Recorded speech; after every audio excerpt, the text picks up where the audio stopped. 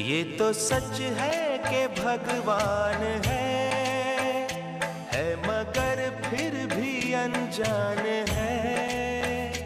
ये तो सच है कि भगवान है मगर फिर भी अनजान है। धरती पे रूप माँ बाप का उस विधाता की पहचान है। किसी ने सच ही कहा है कि रूप धरती पे माँ बाप का उस विधाता की पहचान है।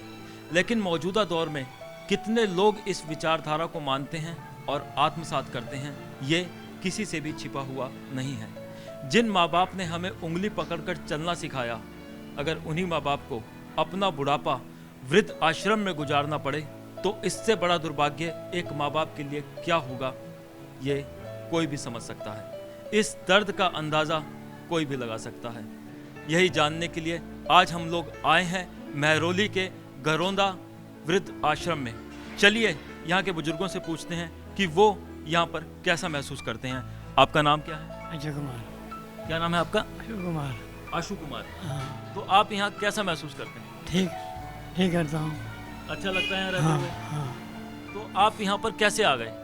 अरे घर के ऊपर रहने थे। घर में परेशानी थी, इस वजह से आप यहाँ आ गए। आपका नाम क्या है? ललिता। ललिता। तो ललिता जी, आप यहाँ कैसे आई? यहाँ मेरे को भतीजा छोड़ के गया था। भतीजा छोड़ के गया था।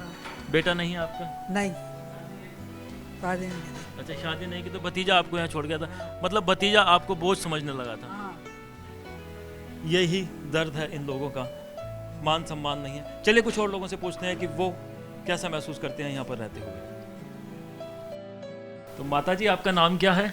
मेरा नाम सावित्री देवी जी। तो आप कब से यहाँ पर रह रहे हैं? 9 साल होने वाले हैं। तो यहाँ आना कैसे हुआ? मजबूरी पे। मजबूरी कैसे मतलब? सब मजबूरियाँ होती हैं भाई साहब। तो बच्चे वगैरह? बच्चे, एक बेटा है, 2 बेटियाँ हैं। तो वो कहाँ रहते हैं? वो एक म्यूर बिहार में रहता है, बेटी एक फरीदाबाद में रहती है, एक पश्चिम बिहार में रहती है। लेकिन बेटियों के घर में नहीं रहा जाता। आपको मालूम है कि प्राय बेटे कभी किसी को नहीं संभाल पाते। अपने घर को संभालने वो भी बहुत होता है। लेकिन बेटा है और उनके अपने परिवार है, सब मजबूरियाँ हैं, हम उसको क्या कह सकते हैं। सोचे तो एक माँ परिवार को पालती है, एक माँ अपने बच्चे से नहीं पाल सकती। ठीक है, कोई बात नहीं। अब जहाँ हमारा दाना पानी दिखा था वहाँ बाबा जी ले आए हमारे। एक तरफ हम बात करते हैं हिंदुस्तान की, डेवलप हिंदुस्तान की, विकासशील हिंदुस्तान की, लेकिन दूसरी तरफ हम अपने बुजुर्गों का मान सम्मान नहीं, भूल गए हैं मान सम्मान करना। चलिए आगे देखते हैं कि और बुजुर्ग यहाँ पर किस तरीके से रह रहे हैं, वो क्या सोचते हैं यहाँ की ज़िंदगी के बारे में। आइए उनसे बात करते हैं। माता जी नमस्कार। बैठिए बैठिए, आप बैठिए प्लीज़। आपका नाम क्या है?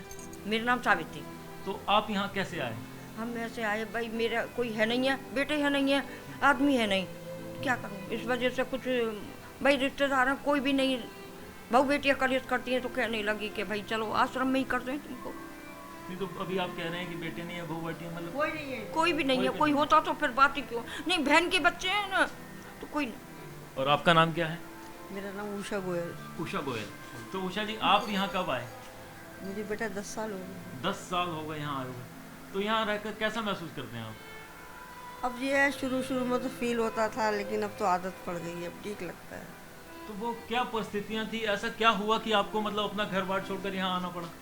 ऐसा था कि अंकल जी को जो था बिजनेस में लॉस हो गया था, हमारा सब कुछ बिक गया। बेटी थी, बेटियों के घर रहना हमने उचित नहीं समझा, बेटा है नहीं। बच्चा तो है, बच्चा में से संपर्क तोड़ दिया।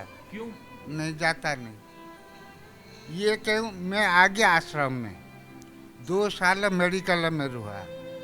नहीं तो बच्चे वगैरह मिलने के लिए आते हैं आपसे यहाँ पर? नहीं, मैं से संपर्क रखा नहीं रखता। किसी से कोई संबंध नहीं रखा? नहीं, लड़का है, बहू है, पुता पुती है, मैं से संपर्क रखा। ये तुम्हारा इधर चलेगा, ये हम गांव में चलेगा नहीं। गांव वाला बोलेगा मेरा लड़का को तेरा पापा जाके आश्रम में दाना खा रहा। अच्छा, गांव वाले ये बोलते हैं कि तुम्हारे जो पापा हैं वो आश्रम में जाके रहते हैं, तो इस वजह से बेटा आपसे मिलने के लिए नहीं आता? ना, इसीलिए मैं बदनामी हो जाएगा, मेरा बेटा को बदनामी करेगा गाँव वाला, इसीलिए मैं से संपर्क कर। मैं सोचता हूँ ऐसा है कि मैं मर जाऊँ आर्या, जैसा बदनामी नहीं चाहता।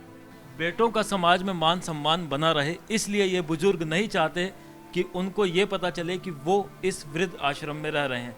चलिए अंकल जी से बात करते हैं और पूछते हैं कि वो यहाँ कैसे आए। नमस्कार अंकल जी, आपका नाम क्या है? विजय सिंह। विजय सिंह। तो विजय जी आप यहाँ कैसे आए? मैं तो recently I came about a year back, 1 साल पहले आया मैं। 1 साल पहले आए? Very right. क्यों आना हुआ यहाँ पर बिकॉज आपको? नहीं, I was working actually, nobody is there actually, मेरा अपना कोई भी नहीं है। अच्छा, आपका अपना कोई नहीं है? Son he died and my wife she died before, nobody is there. तो अभी मेरा I am heart patient actually, तो because of that reason only I came here. Before I was working actually, but now came back to here, just join actually a year back.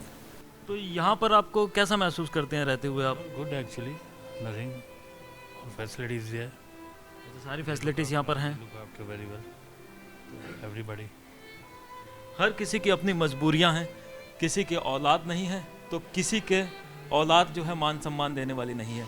चलिए और लोगों से पूछते हैं कि वो यहाँ पर कैसा महसूस करते हैं। आपका नाम क्या है? झरना विश्वास। झरना विश्वास। तो आप यहाँ कब आए? मैं अभी 2 साल हो गया, 2.5 साल होने वाला है। अच्छा, 2.5 साल हो गए आपको यहाँ रहते हुए। तो क्या ऐसी परिस्थितियाँ रही कि आपको अपना घर बार छोड़कर यहाँ पर आकर रहना पड़ रहा है? आप रुला देंगे मेरे को। मेरा हस्बैंड पहले गुजर गए, उसके बाद बेटा गुजर गए, बैंक बैलेंस कुछ नहीं था, ना अपना मकान था, 2 बेटी है, सब बाहर रहते हैं। 2 बेटियाँ हैं जो कि बाहर रहती हैं।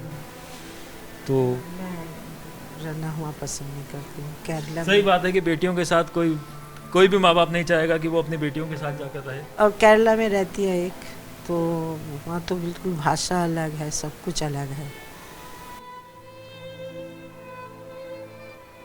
तो देखा आप लोगों ने कि इनकी ज़िंदगी में कितना दर्द भरा है, मगर फिर भी ये खुश हैं। भला हो ऐसे वृद्ध आश्रमों का जो इन बेसहारों का सहारा बने हुए हैं। हम सबका ये नैतिक कर्तव्य बनता है कि हम अपने बुजुर्गों का सम्मान करें, क्योंकि बुढ़ापा सभी को आना है। कैमरामैन कौशिक भट्टाचार्य के साथ मैं अंजनी बख्शी, सर्वधर्म संगम, दिल्ली।